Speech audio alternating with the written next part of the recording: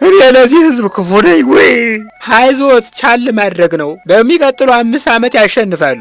እሱ አይደለም የሚያስለቅሰኝ። ያኔ እንኳን ካላሸነፉ ሁሉንም ትተው ቤተክርስቲያን ቢስሙ ደስ ይለኛል። የሚያስለቅሰኝ መሸነፌ እንዳይመስልሽ። በበኩል ምልክትዎን ቢያሻሽሉ ኑሮ ይመረጡ ነበር ባይ ነኝ። ከምልክቴ ነው ብለሽ ነው? ኋላስ ካላቱት ምልክት ጧፍ ምን አስመረጦ?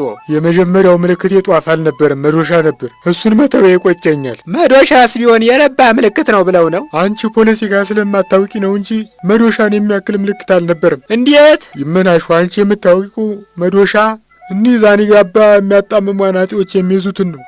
ያኔ መዶሻ ስል ግን ዳኞች የሚጨብጡትን ማለቴ ነበር። ግን ህዝቡ ስለ መኖሪያ ቤት፣ ስለ ኮንዶሚኒየም ብቻ አብዝቶ ስለሚያስብ መዶሻ ሲባል ያናጢቅ አድርጎ አቃለለው። በዚያ ላይ ጠላቶች የማይሆን ነገር አወሩብኝ። ምን ብለው? ዛሬ ምልክቱን መዶሻ ካደረገ ብንመርጠው ማጭድ ይጨምርበትና ኮሚኒስት ነኝ ይላል አሉኝ። ምልክቱ ሲሆን ቅስቀሳው ላይስ? ከዚያ በላይ እንዴት አድርጌ ልቀስቅስ? መኪና ተከራይቼ ጧፍን ምረጡ ስል ሰምተሻል።